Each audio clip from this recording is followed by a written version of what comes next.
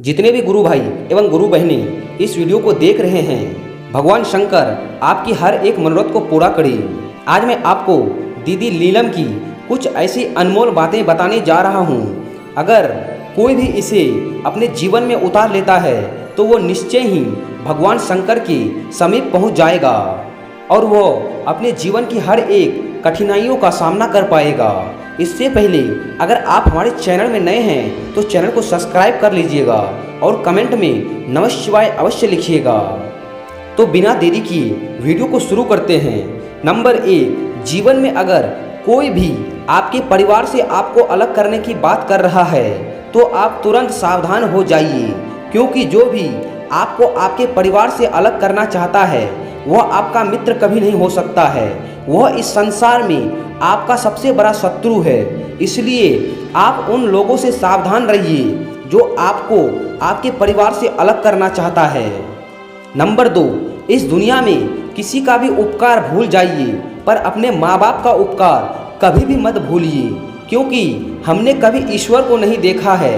हमारे लिए ईश्वर का रूप अगर इस संसार में कोई है तो वह हमारी माता पिता ही है।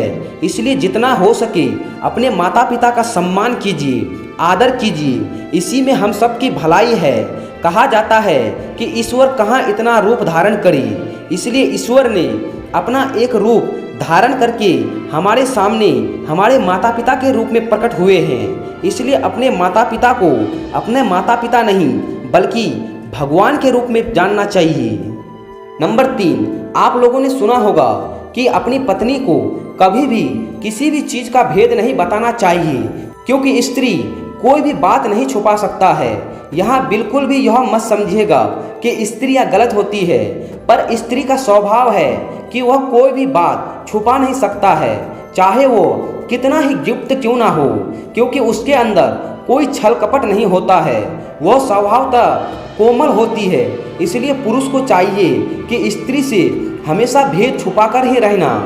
नंबर 4, यह भी याद रखिएगा कि अगर आपके माता पिता इस संसार में नहीं है तो आपका ज़्यादा से ज़्यादा ख्याल आपके भाई के अलावा कोई और नहीं रख सकता।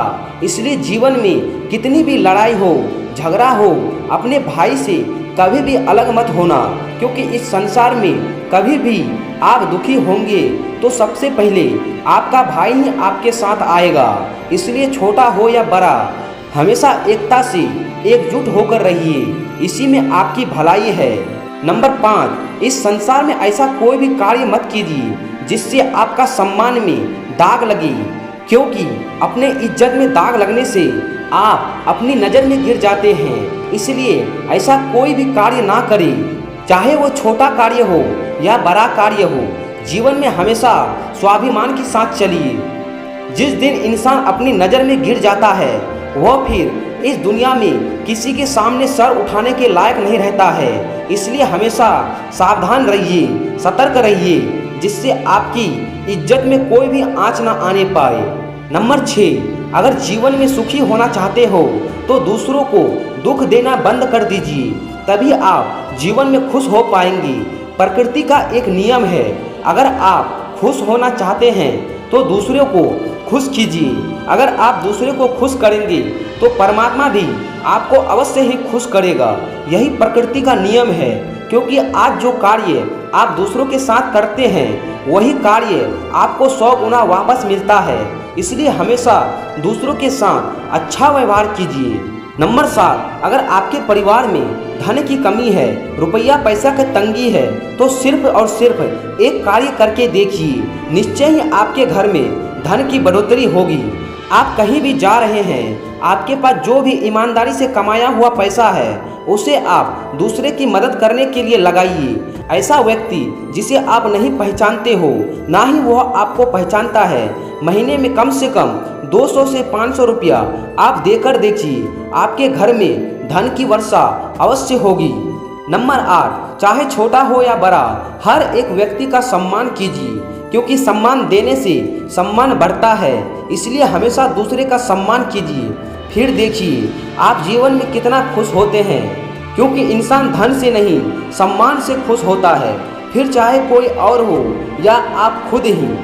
इस 8 बात को जो भी अपने जीवन में उतारेगा वह अवश्य ही जीवन भर खुश रहेगा। अगर आप भी भगवान भोलेनाथ को अपना गुरु बना चुके हैं तो वीडियो को लाइक करके चैनल को सब्सक्राइब कर लीजिएगा, ताकि आपको प्रत्येक दिन भगवान शंकर की जानकारियाँ मिलता रहे। मिलते हैं एक अगली वीडियो के साथ, तब तक के लिए आप सभी को हर हर महादेव।